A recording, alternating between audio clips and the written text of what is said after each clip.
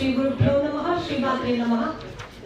So that was a wonderful explanation of Purusharthas, very erudite as well as effortless by Krishnan because we are now going to focus on a very important Purushartha and a very important aspect of that Purushartha, Artha.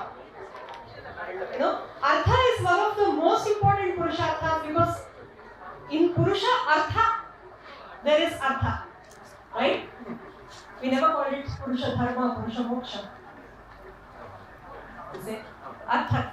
The reason why humanity, what humanity pursues, right, is Artha. And in today's connotation, especially as the macro forces, the macro political, macro economic, macro social forces come together or converge and diverge in various factors. Those who we thought will be our friends did not remain our friends. Those who we thought may not be our friends may come to our help, or at the time of need we may be alone, and surprisingly we are good enough alone. That's what India proved during Operation Sindoor. We are also looking forward for the various addresses by people from the military on the topic. But now we'll be discussing with the erudite scholars beside me, Dr. Sampadananda Mishra ji, who has reinvented the pedagogy right from the Arsha Sampradaya. Pankaj Saxena ji, the author of Swayam Bodha Shatru Bodha, the title of our panel discussion today, to be self-aware. Only when we are aware of our own selves, we'll be aware of how to deal with the enemy and who is that enemy. Right? Who is the enemy and who are we? And that is the question that needs a continuous review. And Dr. Sumedha ji, who is scholar par excellence about the Maurya period of the history in Niti Shastra, Artha Shastra traditions, and you just keep speaking to her about Artha Shastra and the time just passes. So without much ado, let us jump into the discussion. So I open up for the opening remarks. So we are told that India is a very nice and friendly country which has never conquered anybody. Ajatashatru, Dharmaraja, Rama, nice people. We will never bear Shatrutva to anybody, which is true in some connotation, but were we always this goody, nice, people? Did we never have a Shatru Bodha? Were we never protected against the enemies? Did our ancestors not have the knowledge to protect ourselves? So, who would you want to start? I think, I think it's on. Is it on? Am I audible? Yes. Yes. Namaskar to everyone. It's a pleasure being here as part of this panel with this wonderful erudite audience. You ask backside because sometimes they are not hearing. Can you hear at the back? Can you hear at the back? Yes, you can. maybe volume? Okay. So it's very difficult to follow the class act of Dushyant Sridharji, but we shall try to maintain your interest. So I think Swayam Bodh and Shatru Bodh can be considered from many points of view. I am going to look at it from the point of view of Niti Shastra, of Artha Shastra, and I would like to say we have that famous promise of Sri Krishna in the Gita, Yada Yada Hi Dharmasya. So whenever Dharma is going through any crisis or problem, we have to fight for it. Vinashaya Chadushkatam. We have to finish off the people who are adharmic. So I don't agree at all that we were the proponents of ahimsa or not fighting, no yuddha, etc. Look at all our devis and devtas. All of them have ayudh. All of them are fighters. And Sri Ram is not some goody smiling and quiet person. He is the Yodha par excellence. Look at the Vibhuti Yoga section of the Bhagavad Gita. Sri Ram is exemplified as the best Dhanurdhar. And all the excellent things in the world are being described in the Vibhuti Yoga chapter of the Bhagavad Gita. So you see, Dhanurdhari was an excellent thing.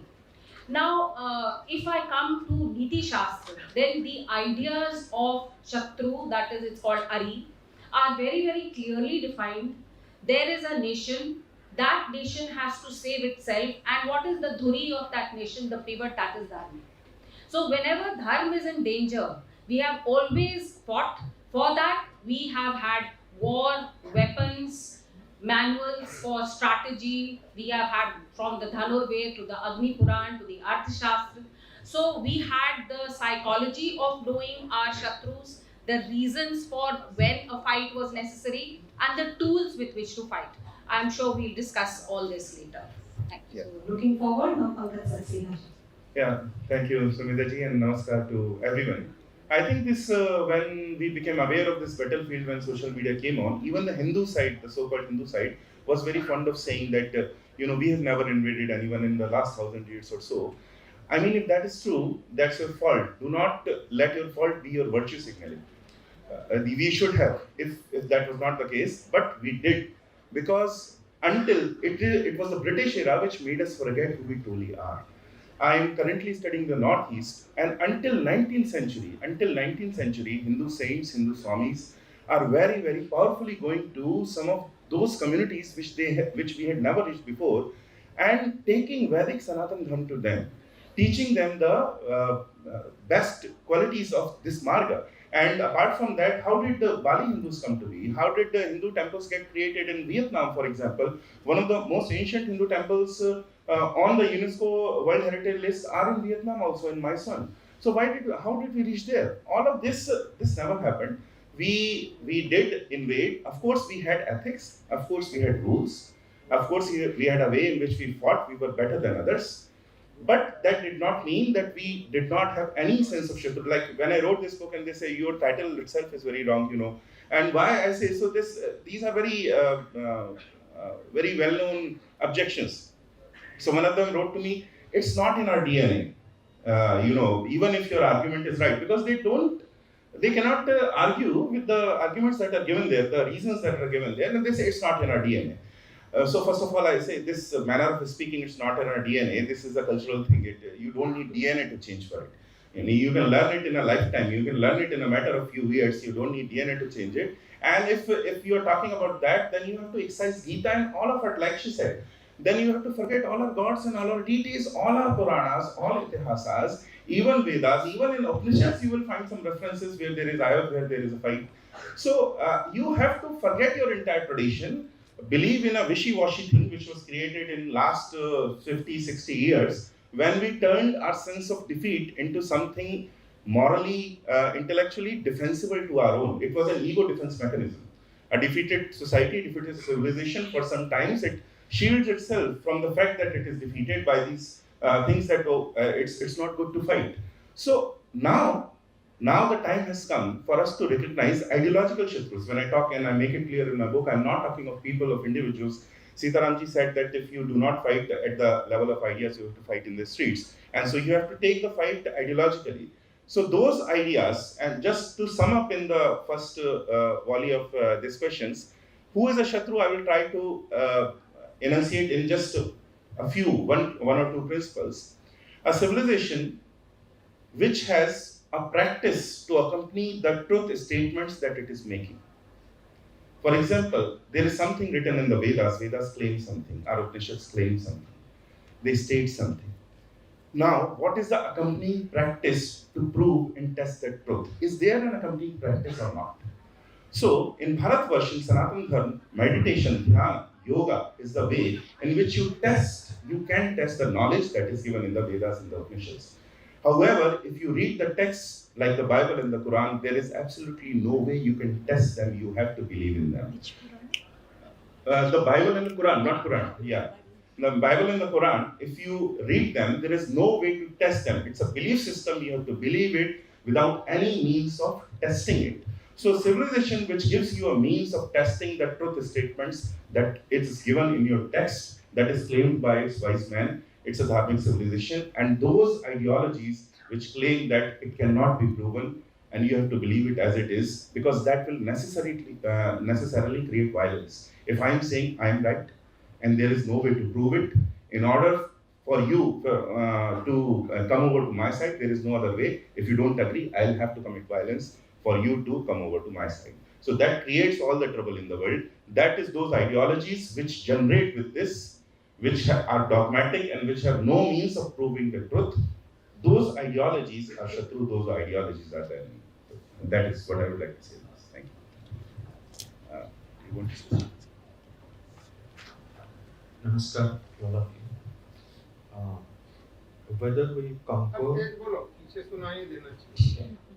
so whether we conquer or not conquer, whether we were passive or a very active, dynamic civilization, this is the question. Now it's up to us to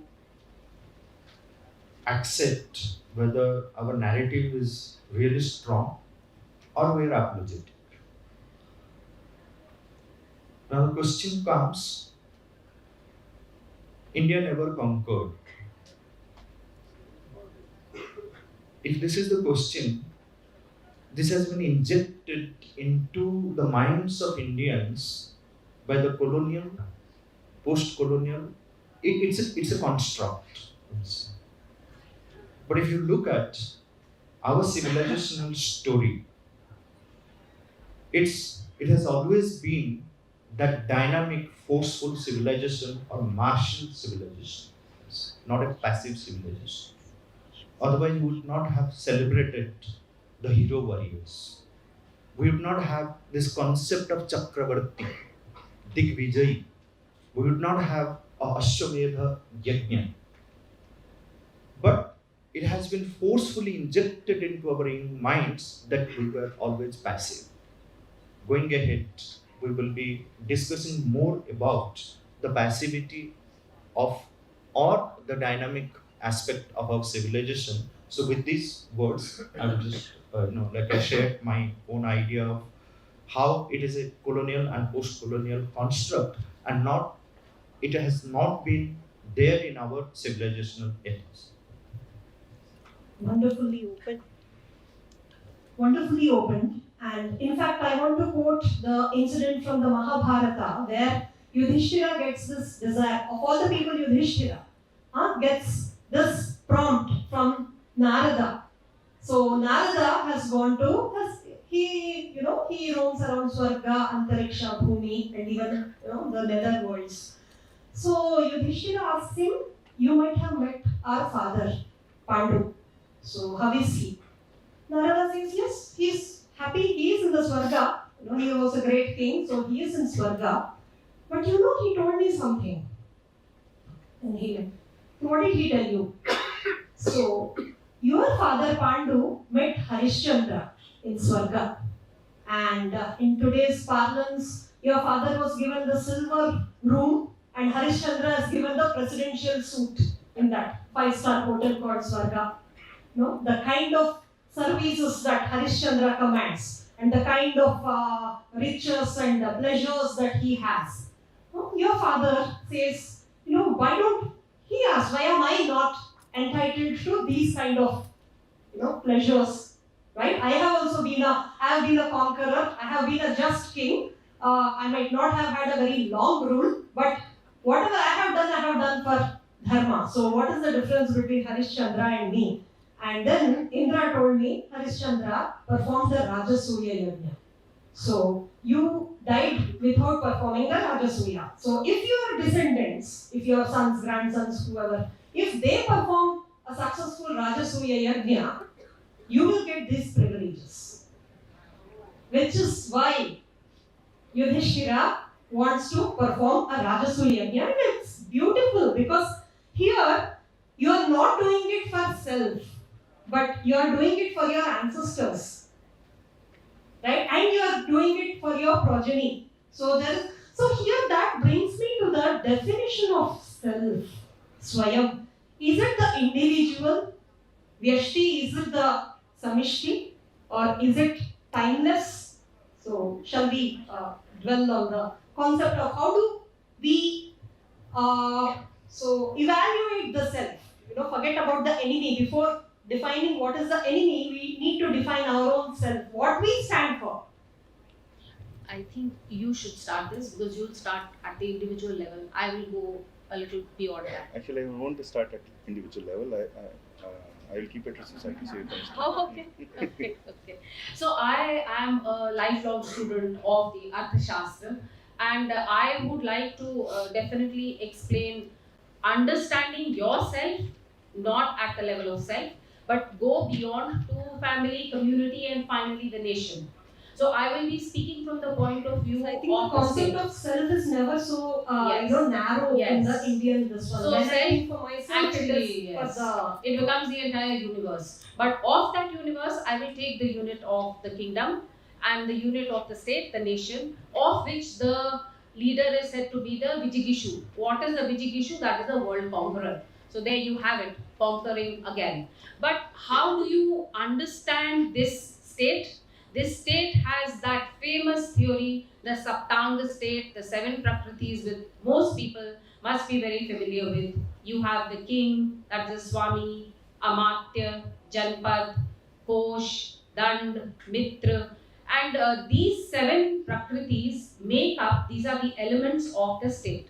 By analyzing each of these Prakritis, and in the Arthashastra, in book Sunitaji, A, maybe you want to tell the meaning of each word. So, Saptanga is very important. Okay. So, Swami is the king. He is the first amongst equals. He is not identified with the state. That is a crucial difference between sovereignty in the Western sense and how we understand the power of the king. He is the first amongst equals, but he is not the state. The state has 7 elements. The second is Amatya or administration, which means all the ministers, the bureaucrats, today's bureaucrats and ministries and cabinets, etc. And we had them during the Mauryan period also, not just from the Arthashastra, but triangulated from the so-called Ashokan edicts, which I would like to call the Mauryan edicts. It's triangulated from there.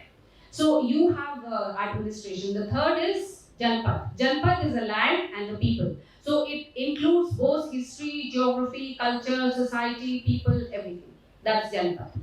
Then you have the, after that you have the Dand, Kosh, Mitra and Durga. Yes, Durga has become a little less important for us today. So I think that's why it slipped out of my mind. We don't have forts like that today. But I would take it to mean, a symbol of security. Symbol of internal and external security. Defense fortification. Defense fortifications, and now it's with technology when you have fortifications in the sky, so it's you have to really change the concept of Durg. And of course you have Kosh, which is the treasury, Kosho, Mula, Danda. That's I come from the income tax department. That is our absolute motto. That it's money which makes the world go round. And then you have Dand, which is the army, and there you go again. If we were a state with ahimsa, ideas of not fighting, why would we have an important prakriti called Dand? There would have been no reason for it. And in fact, Niti Shastra is often called also as Dandaniti, as Sai Swarupa and I were discussing in the morning when we were talking about this. And the last is Mitra. Mitra is international relations, your relations with everyone who is around you. Now these 7 prakritis, if you understand these, if you analyze these, you can get a kind of index of power. Today it is done after people like Hans Morgenthau, or you look at the CIA power index. But what are the elements of these indexes? These elements are the same from these 7 prakritis. So what Kautilya has done is given us tools to define, analyze all these 7 prakritis and come up with your own SWOT analysis. This is not some kind of blind thing that we're the greatest in the world. It is a SWOT analysis of yourself as well as your enemy.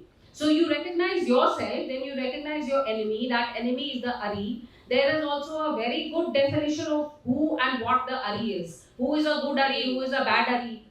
And there is also a good definition of yuddha, of fight. Why do you fight? Why do you not fight? What are the reasons? What kind of... and remember, yuddha is the best yuddha is Dhan yuddha. You can have yuddha due to greed or some other reasons, but the best yuddha is dharma yuddha. The point here is that at the level of that unit which is called the state or the nation, which is an inescapable, essential part of the world order, either in the past or in the present, we have tools, we have manuals to recognize the strengths, weaknesses, and characteristics of our own kingdom, of those who are opposed to us. And those who are opposed to us are also opposed in two ways. The aim of the kingdom and the Vijayishu is Palan and Labh. So if any state is harming your Palan, that is the Yogakshema of the people, or Labh, that is the prosperity and future prosperity of your people, and if it is attacking the dharma of your nation, then it is youth all the way. But it has to be considered very, very carefully. Now this is a long topic. I don't want to go on and on myself, so I will pass it on to. Thank you, Sumedha, for giving that clarity from the Shastras.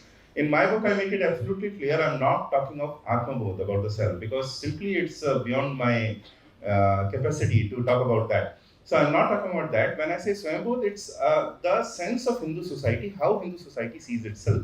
Because in the journey of every civilization, there come many times when they have to think on it. Because an incident triggered this in my mind, that we have to define once again that who we are very clearly. There was a video by Manoj Muntashir, a few years ago, where he said, agar aap ye bhi nahi hai, to bhi Hindu. If you're not this, then you're Hindu. If you're not this, then you're Hindu. So then it was basically a non-definition, that you are a Hindu, kuch bhi nahi ho to aap Hindu ho. You are nothing to then you are a Hindu. You are everything, then you are Hindu. So I thought that this cannot be the definition. There has to be, if not a definition in the sense that certain other religions can define themselves, because we are a practice-based civilization, so it has to be more nuanced. But there has to be some ways to tell that you are apart, you are different from others. So what are those ways? I try to define some universals, because someone in Kashmir, if he says he's a Hindu, someone in Tamil Nadu, if he says he's a Hindu, there has to be something common between them. If there is nothing common between them, then at least one of them is not Hindu. So what is that sense of being Hindu is what you try to define. In 30 seconds, if you say, I learned it all from my guru, and the first part, Swayambodh, is all, even the Hindu society and its sense of itself is taken from him only. That the concepts of karma, prarabdha, and punarjan, which are very central to us, all Hindu cosmology cannot exist without this. So the sense of karma, prarabdha, punarjan, the practice of meditation, yoga, dhyana, which are given in a text and which have been practiced all over. The concept of pancharina, that by the act of being born, there are certain rinas, debts, for the want of a better word, on us, and that decides the kartavya bodh of a Hindu, that how should the Hindu duties of Hindu shall be defined based on the rinas that are on him. Those are pancharinas, devrina, rishi rina, pitra rina, nar rina, bhut rina. There are different enunciations, but this, in essence, the centrality of Vedas. Not that we have to blindly believe in them, but this is the civilization. What is the marga? There are many desas, and we have always respected them. One of the greatest things of this land, Bharatvarsha, all over, if you go to any civilization, there is this constant conflict between classical and vernacular, between the centralizing force and the secessionist forces. And one oppresses the others. We are the only civilization where actually the marga has nourished desas, various desas, without destroying their individuality, their diversity. They have nourished them and connected them to the marga. So that marga is given in the Vedas and the central scriptures. So that respect of that, this constitutes basic template. And apart from that, there are so many differences which we have always, diversity, which we have always appreciated. But my guru used to say, and at that time I thought that it's just a spin of words, that we are very fond of saying, unity in diversity. So he said it should be opposite. It should be diversity in unity. Why? Because unity is most fundamental to us. We come from the civilization which gave the concept of Advaita. Unity is fundamental, it's basic, it's original, diversity is emergent. And it is that unity, that sense of spiritual unity, highest unity, which informs all diversity, so that they do not fight against each other and nourish each other. That is, in essence, it was not 30 seconds, I'm sorry, 2 minutes of what the Hindu society is. Thank you.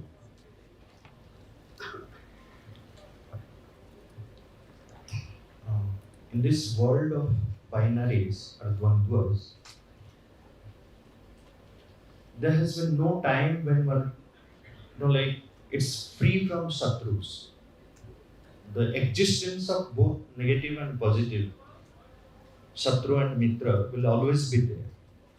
Now the question is, when you have binaries, so there has always been, and it's bound to be, one set of binaries will be privileged, the other set will be suppressed. So sometimes the Shatru will rise, sometimes the Mitra will be subdued by the Shatru. Now here, the Brahma Vidya comes to our rescue.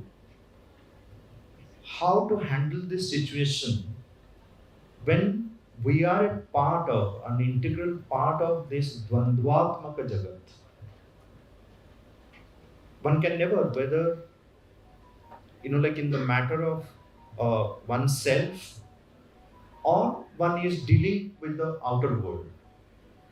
The Shatrus and Mitras, so both will always be existent. Now the Upanishad says, it's a very beautiful sentence which says, Swarat Samrat Bhavati. How a king is defined is that a Samrat, the one who wants to rule over the world, first he has to be Swarat. He has to conquer himself. Without conquering the self, one can never rule over others. Atma Jnanam, Atmanam Vidhi, Atma va are drashtavya, shrotavya, mantavya, nididhyasitavya.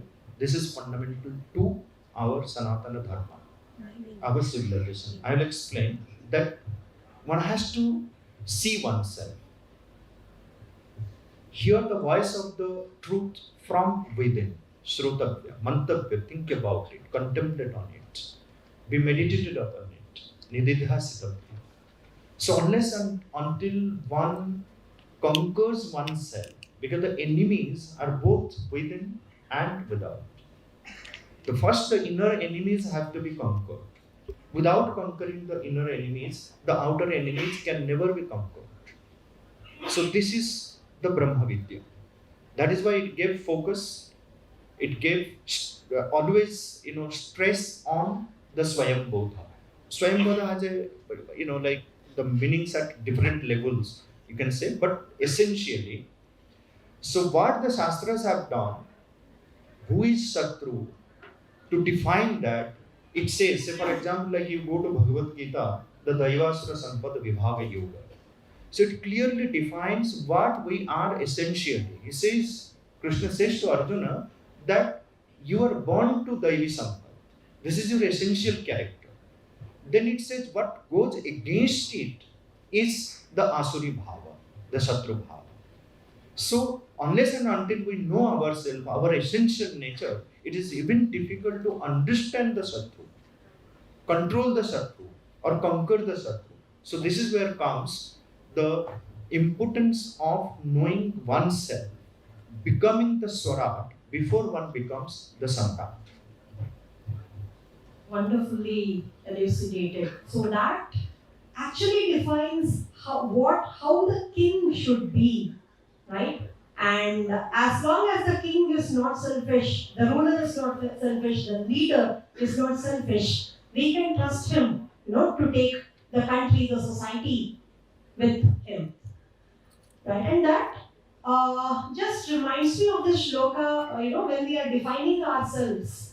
The diversity element is beautifully explained in Vishnu Purana when the Purana describes India as the land to the south of Himalayas and to the north of the sea. And there are so many rivers, so many kingdoms. So the diversity is described there. But why are all the citizens of so many kingdoms called as Bharatiya? What is the commonality? So this shloka says tapas tapyanti munayoha. Along with so many civilizations and so many kingdoms, this land, the munis do tapasya. Juhyate chati yajinaha. The yajnas are performed by people who can afford them, people who can visualize them. the yajna. A yajna is something which is done as a, not for a selfish purpose. Basically, it is the, you do a tyaga of your punya karma for a greater purpose. That is a yajna. The lit fest also is a yajna because it brings together so many thoughts. And even those who cannot do yajna, danani chatra diyante. People give dana, paralokarthamadara, right? For the paraloka, for the loka which is beyond what we can see. These three things people do across the land, right? And now that gives us some kind of a swayam bodha and any, and so in this dynamic, how do we define a Shatru, especially in the recent connotation where who we thought will be our ally overnight turned hostile? So, I will again go back to Kautilyan thought because that is where I normally focus. In Kautilyan thought, defining the Ari has been done not only in the book on Prakritis, which I just explained to you, but there is a section on Mitra. There is a section on how to relate with all the people, all the nations around you, and you must have heard of the famous Mandal theory. So the Mandal theory says, Kautilya says that the whole world is divided into different mandals. So there is you, that is the Vijayishu, remember, the world conqueror.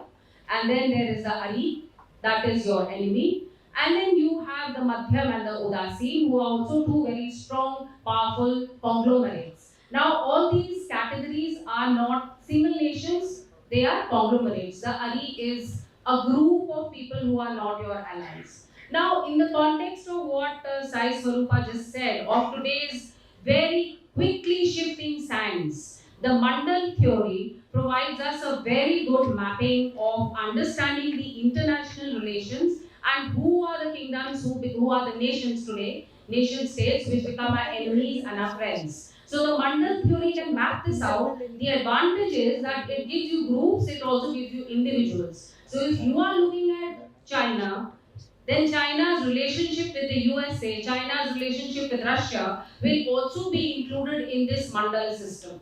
So from the point of view of nation states, to recognize that those nations which are harming the welfare of your country, remember the Palan and the Lav that I spoke of, if anybody is harming the Palan of the constituents of all the 7 Prakritis, especially the Jalpat, they are your enemy. And if they are not letting you prosper, they are your enemy. And there are so many ways in which you can actually deal with them. I think maybe you will have a section, a question on that later, right? I think On but I will just quickly say that he has many methods of dealing with them. Outright war is one of them, but there are many other methods which are before that, which are encapsulated in the 4 upayas and the Shadgonyam. Maybe we'll get a chance to discuss that. you can. Shall I explain? Yeah. Or shall I'll quickly explain. Okay. So the 4 upayas are some of the oldest ways of negotiating and understanding the conflict between people and finishing or making some kind of harmonious conclusion to that. Psalm, that is in effect, trying to conciliate people. There are 5 types of psalm and 5 subtypes of each 5 of these, so it's huge. The main focus of the Arthashastra is on psalm. Although we have this in many of the other Purans, and they have been explained in certain different ways, and our Dharma Gurus have also said that these are ways in which individuals can get over their conflicts with their own enemies. So, perhaps when we have the Shatru Bodh and we have a Shatru, we can try psalm. The other is Dan, which is rivalry, let me put it that way. And then you have Bhed, and then you have Danda. Bhed is using of confusing tactics, confusing people, maybe using a little bit of deceit and throwing them off balance so that you can push your own view. And Danda, of course, is using force. That is what the subject of this is all about. Shadgonyam is something developed by Kautilya, especially separately, Because the four upayas come from a very old holy tradition. Shatpunyam is especially developed in the Arthashastra for relations with other countries, and over there you have something called Sandhi, which is friendly relations, Vigraha, which is hostility, Asan, which is quiet, neither here nor there, it is a kind of loaded indifference. Then you have Yan, which is actually war, and then you have something which is called Dvairi Bhav. Dvairi Bhav is the most interesting one, where you can use two of these together to confuse your opponent. So all these are ways in which today I think Hindu society can actually use these methods to deal with people who are inimical to our civilization and our way of thinking. Thank you. I will go on what the other kinds of enemies are, because in my book I have focused on the ideological enemies that you do not face them only outside your borders or at the borders, which you also face within the borders. So there is a famous incident which Sitaram Goyalji, one of the greatest historians and thinkers of last century from the Hindu side, he based his book. He wrote a book in Hindi, Saptashil, in which he starts from an incident from the life of Buddha. Now, when we think of Buddha, we all only think of we have been made to think only of ahimsa and all. But here, what happens is that a general in which Buddha is sitting and meditating in the land in which he is sitting and meditating, the general of that land comes to him and says, look, oh great one, I have been trying to conquer the neighboring kingdom for last 10 years or so, but I have been unable. So, can you tell me how to do that? So, Buddha asked 7 questions to him. So, does that society follow this Shila, that is, do they respect women, do they respect temples, do they respect rishis? And when he answers in affirmative to all of them, he says that you cannot conquer that society until they maintain these Shilas. So, what you have to do is to send your spies in that kingdom, send ideas, corrupt them at the level of ideas, so that when they are corrupted from within, then it is easy to conquer them. So that is what has happened with us, because Sitaramji once again wrote a wonderful book around 42 years ago, Hindu Society Under Siege, in which he starts saying that Hindus are not aware that they are under siege.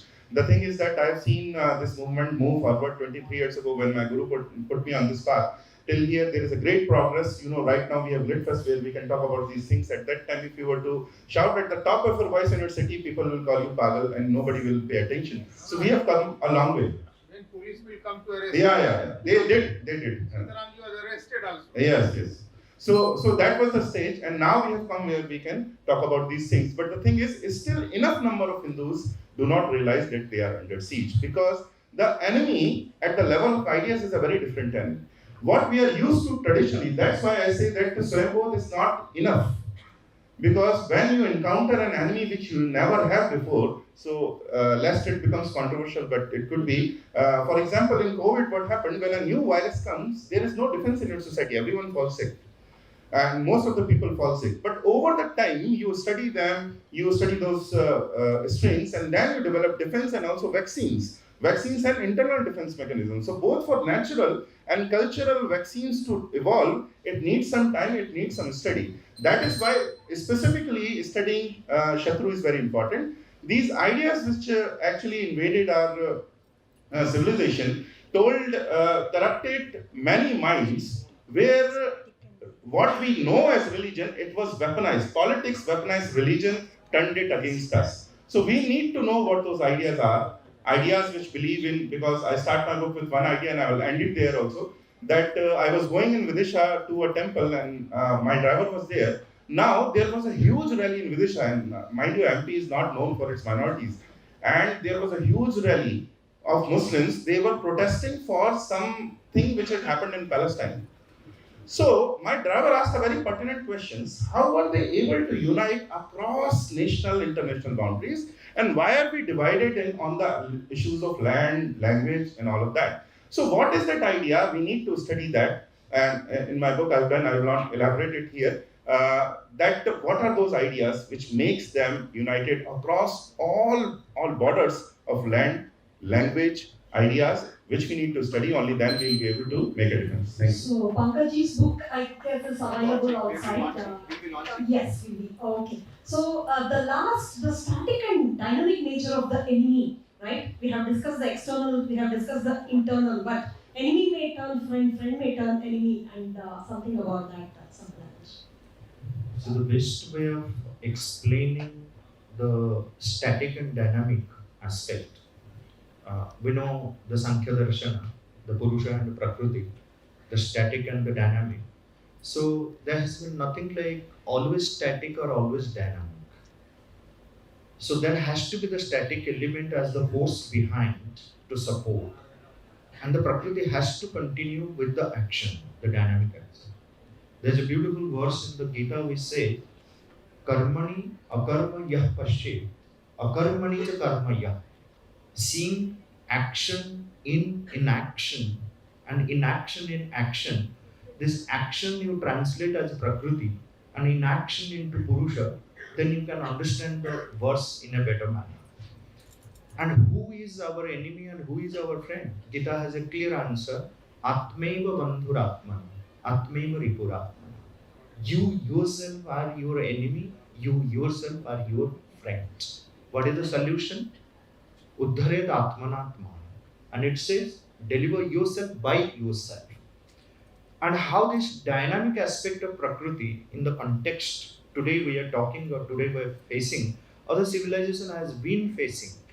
So I put it into the fourfold force, the Atma Bala, Buddhi Bala, Sharira or Sainya Bala, and Artha Bala. These four forces together, they keep our civilization dynamic. And we always have actualized and then put into force every aspect of it. Not one of these. Atma Bala, Buddhi Bala, Sainya Bala or Sharira Bala, and the Artha Bala. So when these four we concentrate together, these four forces are active and dynamic always, then the civilization moves forward, rooted within its own values. Thank you. Thank you.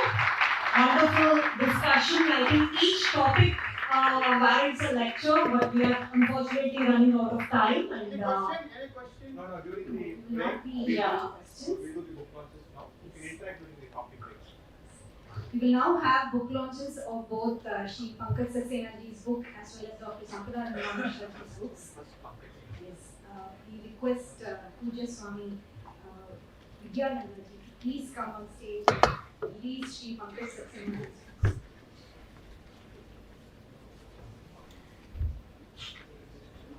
Yes, either Raja.